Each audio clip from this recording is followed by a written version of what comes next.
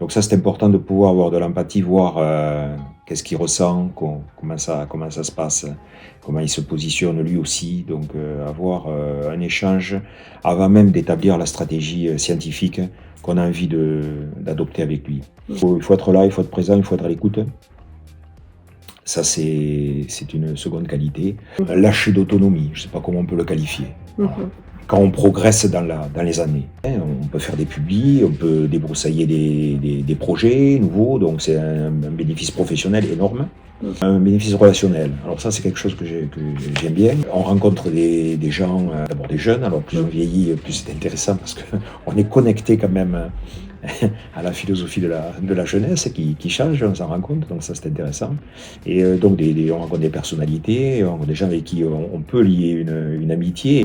Et ça peut être un tissu relationnel intéressant, professionnel aussi. C'est de réseau, du coup. De réseau. J'ai eu un cas où la personne ne voulait pas, hein. C'est-à-dire son métier, elle avait déjà défini son métier, elle voulait être professeur des écoles. Et arrivé à un master de recherche, bon, elle voulait arrêter, puis...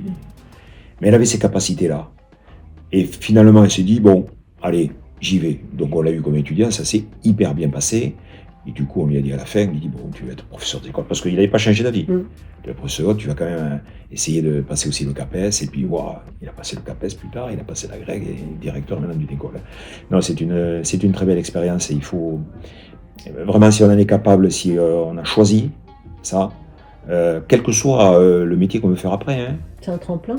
Oui, puis c'est un remplissage de tête, je dirais. On est des docteurs en chimie. Donc, on a une tête bien faite, bien remplie, et on peut, voilà, on a des capacités de résoudre des problématiques autres que celles pour lesquelles on a travaillé pendant la thèse. J'ai parlé de la formation doctorale qui ouvre des perspectives aussi tout autres. Hein. On leur enseigne la communication, on leur enseigne aussi un petit peu de management, enfin, on enseigne plein de choses. C'est super, ça ouvre bien l'esprit, et donc foncez.